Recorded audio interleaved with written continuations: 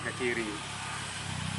Tapi dalam kondisi biasa ya, kecuali misalnya sing cabangnya dawa ya ini agak diperek di sini untuk memberi ruang sing panjang itu loh, Mas. Tapi kalau dalam kondisi biasa ke belakang agak ke kirinya di sini. Ini pengetahuan yang ini nanti tidak akan berlaku di mana bonsai itu tidak seperti yang umum itu loh, Mas. Tetapi ini kan pakem-pakem yang perlu diketahui. Terus kadang-kadang orang membuat cabang tidak sungguh, ya. Bisa mungkin. Ya. Kadang orang membuat cabang semau gue ya. Cabang paling ideal itu pertama itu ke kanan. Iya. Oh, kita kembalikan dulu. Bonsai ini kalau orang Jepang ini kayak orang Jawa ya. Kalau orang Jawa kan kadang kucing dikasih nama, ya toh, gerobak dikasih nama, keris dikasih nama, ya ada kiai tokoh. Itu di Jepang kan begitu. Dia dianggap sebagai sahabat kita. Pohon ini kita anggap sebagai sahabat kita yang bisa membuat kita senang, yang butuh perhatian kita. Yang kemarin orang Malaysia bilang, kalau saya pergi, saya harus jabat tangan dengan pohon. Kalau saya datang, dia akan memberi salam. Ini kan dianggap orang, Mas. Jadi nek tangan kita kan kanan, Mas. Nah ini kanan. Ini salaman kita kan begini. Nah, nek salaman itu tentunya membungkuk pohon degeng, Mas. Nah, membungkuk. Jadi apek ini sebaiknya selalu mendorong ke depan. Jadi apek itu harus kalau dari samping kelihatan dulu. Jadi kalau orang Jepang kan begini. Ini menunjukkan bonsai itu sopan seperti yang kita harapkan jadi makhluk itu, kan. Cabang pertama ke kanan, cabang kedua ke kiri. Tapi boleh cabang ke kanan, pertama kanan, cabang kedua ke kiri. Itu kebanyakan buku-buku Amerika cabang kedua ke kiri, ke belakang baru ke kiri. Ya teman, jangan dua lihat. Jangan cari yang referensi baik. Jadi kalau yang Jepang cabang kanan ke kanan, pertama, kedua ke kiri, ketiga ke belakang. Tapi sangat atau kalau tidak mungkin cabang pertama ke kiri, ke kanan, terus ke belakang, atau cabang ke kiri, ke belakang, baru ke kanan. Itu boleh. Dan ini baru terakhir ini saya mengetahui bonsai. Saya baru baca itu cabang itu boleh ke kanan atau ke kiri, dan sangat tidak bolehkan di belakang atau ke depan. Ke depan misalnya cabang pertama ke sini, itu kan tidak enak, Mas dia. Dalam tata krama itu menusuk mata, pandangan. Tapi sekarang ada gaya Amerika itu yang sudah diakui di Jepang. Cabang pertama itu ke belakang, Mas. Itu untuk memberi nuansa jauh ya. Kalau dilihat dari depan kan ketok aduh. Tapi sampai saat itu pun saya belum punya yang seperti itu. Saya masih nyaman ke kanan, ke kiri, ke belakang, atau ke kanan, ke belakang, baru ke kiri. Dan sangat tidak boleh ke depan ya. Ya, Jawa. Nah, akar pun begitu, Mas, tidak boleh ke depan, ke samping, ke kanan, atau ke kiri. Sudah itu. Kalau gitu, tentunya kita akan membahas letak cabang. Ya. Kalau kita berbicara letak cabang, enggak pakai orek-orek. Ada pulpen sama buku, Pak. Ini aja di sini kenal, Mas. Ada pulpen dan buku. Karena ini monggo, Mas. Sesuatu yang nyantai. Ora tau ketok wae, Mas. Sini loh, Mas. Nggih, ampun. Ya. Ya. Ini cabang ke kanan pertama ini ya. Cabang kedua mau ke kanan atau ke belakang? Belakang. Kiri. Ya. Mas sekarang ini banyak yang kiri ya. Kula sing teng belakang niki ya, Pak. Kiri. Tapi gak sejajar, Pak. Sejajar, Mas. Oh, maksudnya enggak, tetap atas bawah. Ini ya mas, ketiga baru ke belakang ini, ketiga.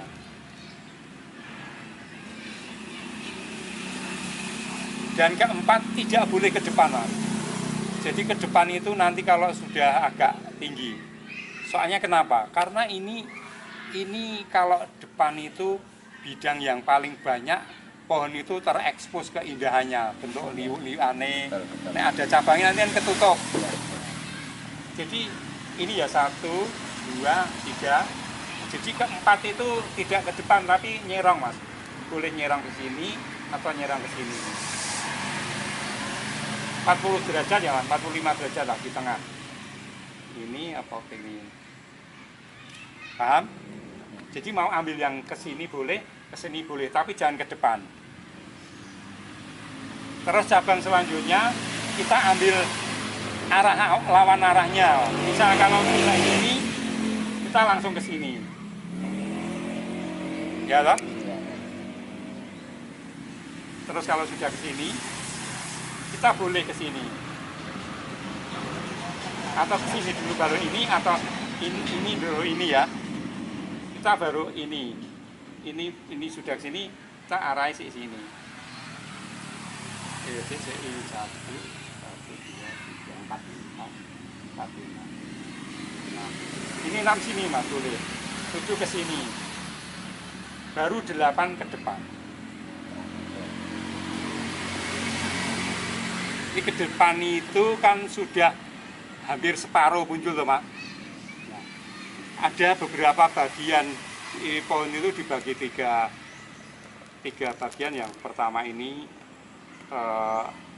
ada orang bilang ranting-ranting atau tangan ya, tangan. Terus nanti di sini ada apek ya, puncaknya itu. Terus kalau kita mengacu ini, kita aturannya Jepang. Bonsai itu saya kurang tahu ya mas, filosofinya apa, selalu dengan angka-angka ganjil. Misalnya kuit bonsai itu yang boleh ganep hanya 2 mas, twin. Tapi nek 4 tidak boleh, 6 tidak boleh, 3, 5, 9 berapa harus ganjil. Masih periksa? Ya, itu ilmu yang itu ya. Itu saya tidak tahu filosofinya apa. Mungkin orang pantas lebih ya. Kalau nek loro atau ketek ya kurang api atau lu ketek tambah api. Kalau 2 boleh. 2 itu boleh. Genep sing tok mek loro tok. Tapi 2 itu genep hanya cuma 2. Kalau 4 itu tidak boleh. Tidak boleh. 3. Seandainya rumpun pak, harus Ya? potong. Seandainya rumpun. Rumpun pun itu harus dihitung mas. Kalau kita membuat bonsai yang bagus harus ganjil. Ganjil, betul. Saya lihat buku yang WE Jepang mas. Grouping banyak itu kan, jadi dia jadi 3 bagian ya, mayor, terus sekunder, tertier, jadi 3 bagian. Masing-masing itu bagian itu banyak pohon itu ya ganjil semua mas.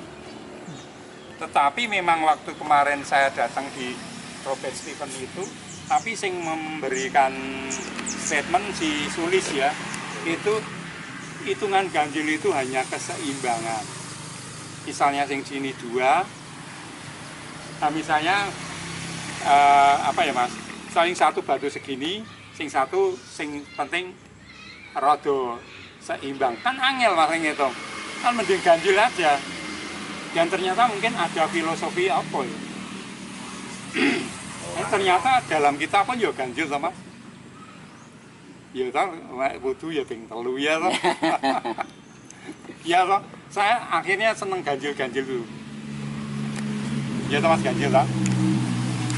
Setelah tadi ya mas, ini cabang ini pohonnya ganjil ya, 1, 3 dan seterusnya. Ternyata cabangnya itu kalau bisa juga ganjil lah. Nah, inti-intinya Jepang. Cabang pertama, kedua, ketiga, keempat, kelima, keenam, ketujuh baru top apek atau 5. Nek 3 itu setitik banget cabangnya ini apek itu setitik. Itu untuk merakteknya angel loh mas itu. Itu baru ini ya, cabang-cabangnya ganjil. Belum nanti kalau di ranting ini juga mintanya ganjil juga dari Jepang. Rantingnya 7, 5. Nanti dipecah ini ya ganjil lagi. Tapi ini jadi apa? Tapi kalau kita sudah ketemu di lapangan, nanti ya kita sesuaikan aja. Misalnya sini kosong ya kita isi dari sini. Syukur nanti masih bisa diganjil. Ternyata memang ganjil penak mas. Misalnya sisa kiri kanan entek. Itu kan kiri kanan kan ada 2. Habisnya kan ada 3. Nah, kiri kanan ming loro kan jadi buruk pak. Kita sih ya. Jadi kalau cabang-cabang ganjil, syukur bisa 9 itu sempurna. 9 baru top. Nek enggak 7. Tapi jangan pernah ganep. Tapi nek kita buat ganep, jurine ra ngerti ya ora apa-apa. Tapi kita kan merasa tidak nyaman. Iya betul betul. Nah ini untuk pengalaman aja. Ini masalah perantingan ada percobaan ada yang tanya. Oke, cukup untuk saya cukup. Itu lho pas ini. Apa mas? Pot? Nggih, pote ukuran pot. Ukuran pot itu mas, itu idealnya perbandingannya 7 dengan 10. Jadi kalau tajuk ini sampai sini diukur itu 10 cm, potnya idealnya 7 cm.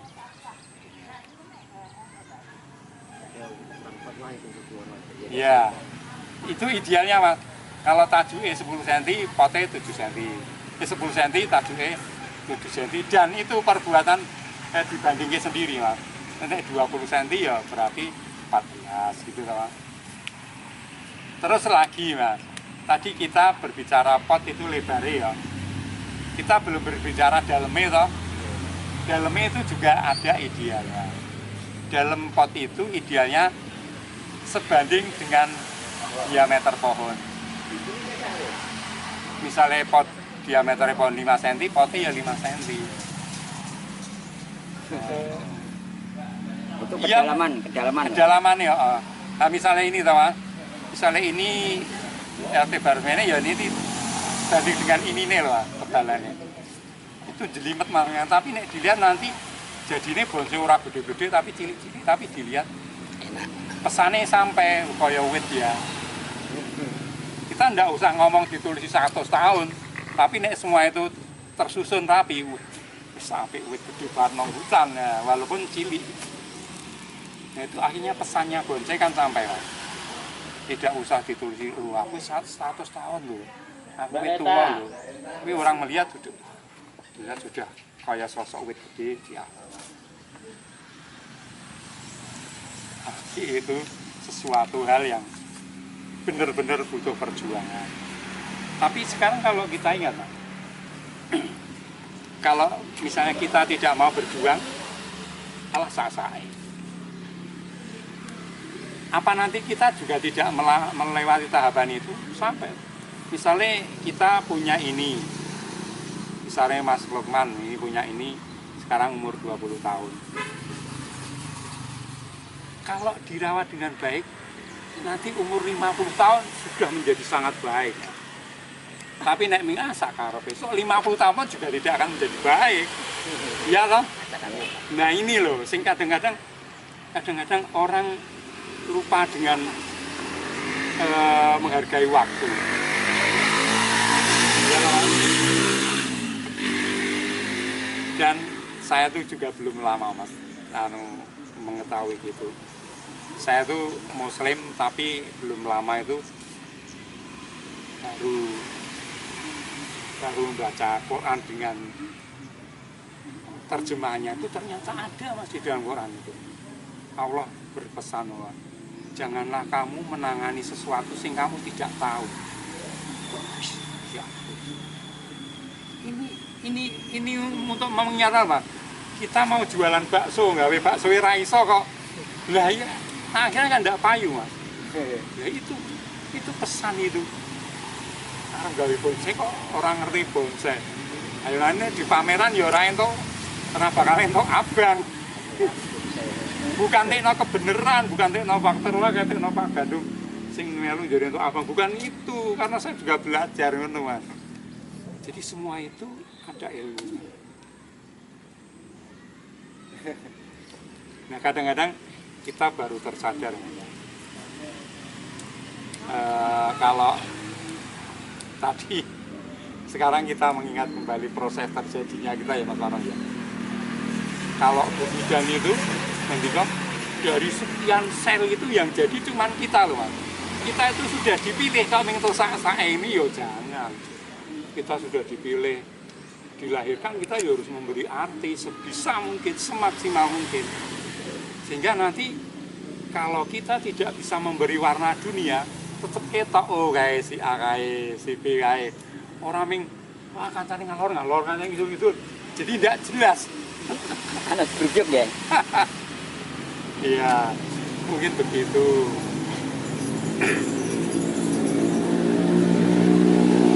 Ini kan juga Mas, masalah penataan pot, perantingan idealnya bagaimana. Saya tidak tahu sing penjenengan kesai apalagi. Jangan malu Mas, justru saya seneng. Yang paling penting kan teknik itu. Teknik dasar yang paling penting. Nantinya kan bisa dikembangkan sendiri-sendiri. Iya. Yang penting kan teknik pakem aturan itu yang paling. Ini tadi Mas, ini kan tadi saya pakem-pakemnya ya, cabang-cabang. Nah sekarang kan kita ming masalah dari gaya nih Pak. Iya. Nah, tadi saya ngomongkan belajar bonsai itu diawali dengan tegak lurus. Karena tegak lurus kan bisa kita terapkan cabang ini lah. Tapi kalau gaya miring nggak bisa, ya toh? Ya. Nah nanti misalnya ini cabangnya harus ke kiri, pas ono ini nih, nah nggak bisa, itu butuh strategi lain. Tapi yang tetap saja bisa masuk akal. Ini tadi gaya pertama tegak lurus. Ini kita omongkan tegak lurus ya, ini pohon ini tegak lurus, terus cabangnya seperti tadi. Ini kita anggap tegak lurus, tidak ada bentongan. Ya. Yang kedua tegak tidak lurus. Tegak berliku Pak. Ya. Tegak berliku. Atau naik gaya orang Jepang kan bilang cok tachiki ya. Nek cokan itu tegak lurus itu cokan. Gaya cokan itu berarti pohon ini lurus, tidak bengkok itu cokan. Tapi kalau ada liwane tachiki. Nah nanti kesulitan ini Mas berbeda-beda karena nanti sing jenengan hadapi kan berbeda, semua sing dihadapi masing. Jadi saya tidak bisa jawab kecuali jenengan punya Mas, nah ini piye? Lah mungkin kita langsung bisa, oh ini begini. Misalkan gini Pak, Iya. temanya tertiup angin, misalkan ya, itu Iya. penapaannya juga sama. Kalau tertiup angin itu sudah gaya pengembangan Mas. Kayak bebas. Jadi itu sudah disebut gaya ekspresionis ya. Nah sekarang bonsai itu saya waktu kursus juri yo bingung. Bonsai kok kayak lukisan ekspresionis, ono surrealis, berarti piye ya? Mumet saya. Itu kan aliran lukisan. Jadi oke Mas, gaya tertiup angin itu kan mengekspresikan pohon itu tertiup angin. Iya, Kan liuk gini ya, Ya. nah, pohonnya. Kalau yang baik, kalau misalnya pohonnya itu meliuk ke sana, ke timur ya, nanti cabang-cabang ya diikutkan ke timur. Timur semua. Itu kan untuk memberi kesan secara optis kayak angin bertiup ya. Iya. Tetapi ini kita tidak ngomong tidak mungkin ya. Tetapi kadang ada wit-wit ambruk dono, jurgen tertiup angin sana ya ada juga kan. Tapi kan dilihat kurang menarik. Ya toh? Betul. Kalau dia pasang Ya, betul, iya. terangin ngetan. Iya. Bisa terjadi Iya, kan? bisa terjadi. Iya, betul. Iya, jadi yang namanya seni itu tidak ada yang salah, Mas. Tetapi cuman bagaimana kita bisa menikmati, toh, Mas. Menurut saya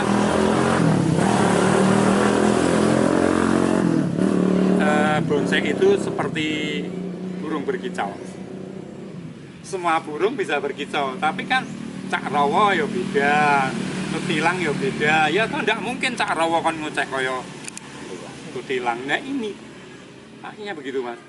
Ya sama-sama nanti kita membuat cokan loh. Kita bersepuluh membuat cokan, nanti akhirnya beda-beda Mas. Karena itu sentuhan perasaannya kita beda-beda ya toh. Iya, itulah antiknya bonceng. Jadi tidak bakal sama. Walaupun misalnya Mas Lukman di tempat saya 2 tahun, tapi nanti tidak bisa seperti saya, bentukannya mesti punya karakter sendiri. Itulah sebetulnya yang perlu kita munculkan. Kadang kan orang tidak paham, aku mengikuti wah kayak ini Mas Parno ini. Wah aku nih Pak Gandung ini kok, Pak Gandung ini. Itu namanya tidak menemukan jati dirinya lah. Betul. Kita harus berani. Kita itu diciptakan begini, pasti punya sisi baiknya. Jadi nek melu-melu malah jelek. Nggih, ini niru marang alur. Nah, Nutupi alur otak.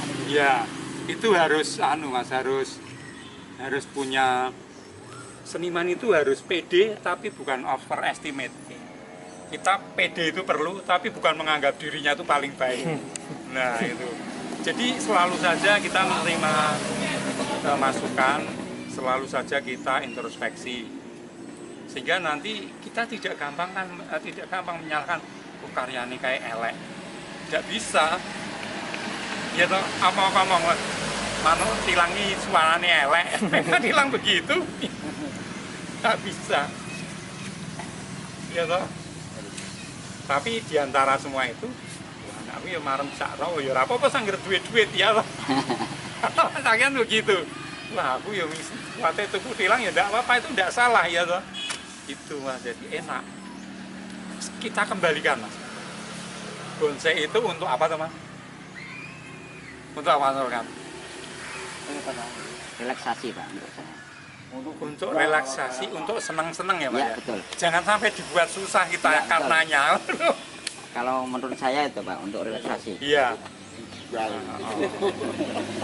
Kalau untuk dijual siapa ya? Jadi pun Pak. Oh, pada saatnya Lumayan. bisa juga. Iya. Saatnya ya. Itu tambahin strap larang.